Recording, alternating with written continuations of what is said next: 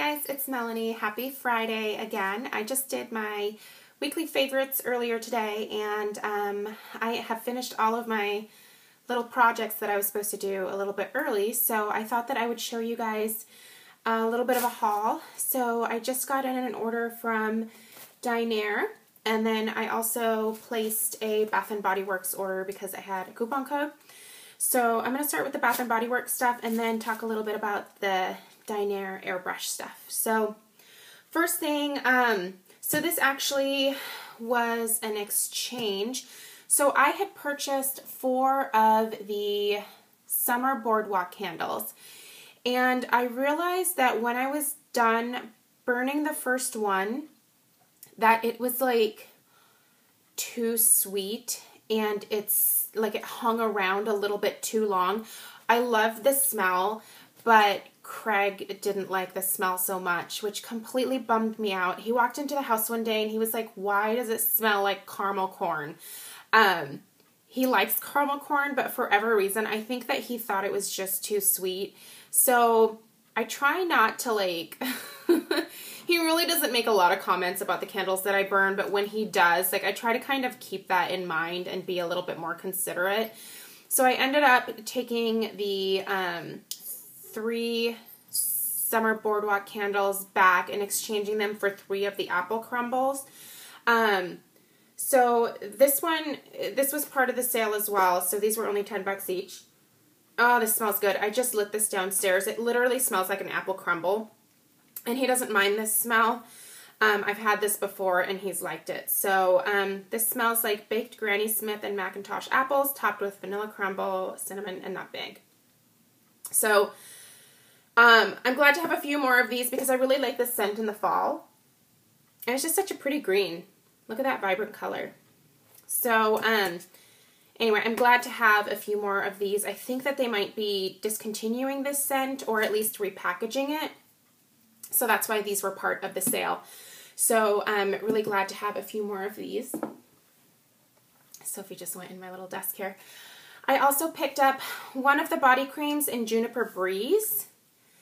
So, ooh, how funny. So the body creams now I believe don't have any parabens in them, but back when this was the packaging that they all came in, they did have methylparaben and propylparaben, and I forgot about that. So, anyway, but I did really want this body cream because I have the body spray, which was featured in my favorites, and I wanted to be able to layer. And I really do like using these body creams because they're nice and thick on like my dry area, so like elbows and knees, because this is just really, really moisturizing. And this smell it's amazing. It's definitely not an everybody kind of smell, but I really like it for when I want to just have like a spa-like experience, I guess. I wish I would have gotten a couple more of these because this smells amazing. So this is the antibacterial moisturizing hand soap in tangerines, and it smells exactly like tangerines. And I really do like this moisturizing hand soap because, oh God, it smells good. It smells so good. This really doesn't dry my hands out, so I'm going to be putting this in the kitchen, which is where I most often wash my hands. So as soon as I finish the one that I have down there, this is going into the kitchen. I also got 3 more. God, I just can't get enough of this smell. This is sad. 3 more of the espresso bar candles. Again, I think this is going to be discontinued. They may bring it back again next year, but I just want enough to kind of get me through, which is what I do with the marshmallow fireside every fall. It's just really yummy. So let me give you guys the description on this one. I've talked about it before, but it says, in Italy, you never take your coffee to go. Instead, you stop and savor the aromas of roasted espresso beans and sweet vanilla froth that inspire this fragrance. So to me, this smells like coffee and chocolate. And I can smell vanilla in there. It smells like just a really good mocha. So anyway, got 3 of these. And then this is probably one of my favorite parts. So I got 6 of these wallflowers. I think they're called, yeah, they're wallflower. I got them all in the brown sugar and fig because you guys know that I love this smell. I showed you guys a candle. I have it in the candle form as well. I'm not going to burn that until the fall because this is totally a fall fragrance to me. And that's where I got these. Oh, it smells so good. I can't wait to like plug these in. Craig hates these too. He thinks they're too strong. But I like to put these upstairs in our guest bathroom because that's where our, what do you call that thing for the cat? The litter box is. And I clean the litter box on a daily basis pretty much, usually every 2 days at the most. But still, you know, I don't want my house to smell like there's a cat living here. So I like to put these in there. And I also actually like to put one in Stella's room right next to her diaper genie because Stella, girlfriend, makes some stinky diapers. So I like to put one in her room as well.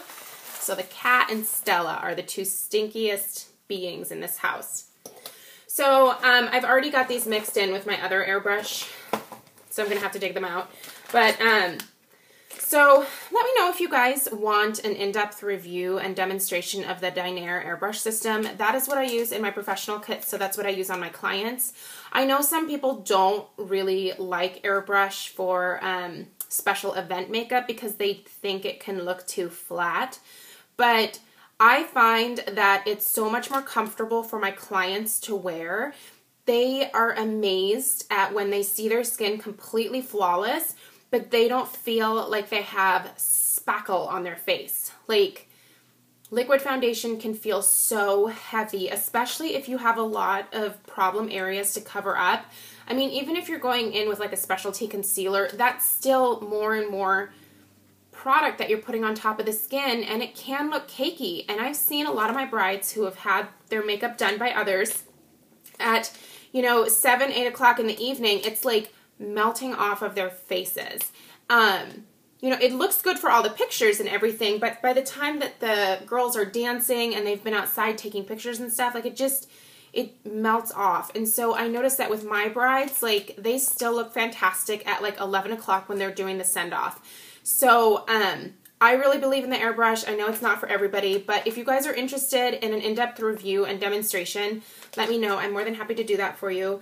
I got the two colors that I use the most are the vanilla and the light golden beige, and these are the large sizes.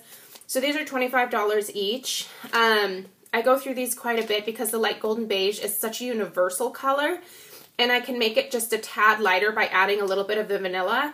And I find that my really fair girls almost always are a perfect fit with vanilla. So I got 2 more of those because my other ones are running low. The one thing that I don't like is, I don't know if you can see how messy these get. Like, after I shake them really well, you can hear the little balls in there. Sometimes there's pressure or whatever that gets built up, and as soon as I open this, like, it just comes, like, pouring out, which is really irritating. And I thought that they had changed the tops to these, and they did, but only on, like, the medium and the smaller sized ones, and you'll be able to see that here in a minute. But that's the one thing that I find really annoying about these. I got another Dinair Moisture. This is the Moist and Dewy. So this is what I spray on my clients who have dry skin. I also spray this as a luminizer, so to bring some luminosity to, you know, the cheekbones, anywhere where there's like dry patches, I will spray a little bit of this on, and just a really light misting after I apply the airbrush. It helps it look a lot less, on some people, airbrush can look a little bit powdery, so I use this, and then sometimes I'll just go over with MAC Fix Plus, and that solves it as well. So either one works really great, but I wanted to have this because sometimes this isn't the easiest for me to travel with. So I also got, where is it? Oh yeah, so I got another really light color in Alabaster. So this is similar to the vanilla, but it's the cool toned version. So this has more pink in it. This is for more like yellow undertone skin. So I don't use this one as much, so I just got a small one. I also got a, and I'm going to have to kind of pull these out because these all came in a kit together. I think this is it. So I got the dark kit. So this is a 5-piece. What? I don't know why this is so hard for me. There we go. So this is the dark kit. I got this mostly because, you know, every once in a while I do get African American clients or people with like darker complexions, but not very often. So I don't have a constant need for darker colors like this, so I never usually carry them in my kit. But I wanted to make sure that I had some available just, you know, for when I need them. So I did pick up the darker ones finally. In the past, I just had one of the, which one did I have? Oh, I had the hot chocolate. And what I did is I would tone it down with the, either the light golden beige or the vanilla to get it to the intensity that I needed depending on the skin tone. But it was just going to be easier for me to have several dark colors to choose from, so I just went for the little kit.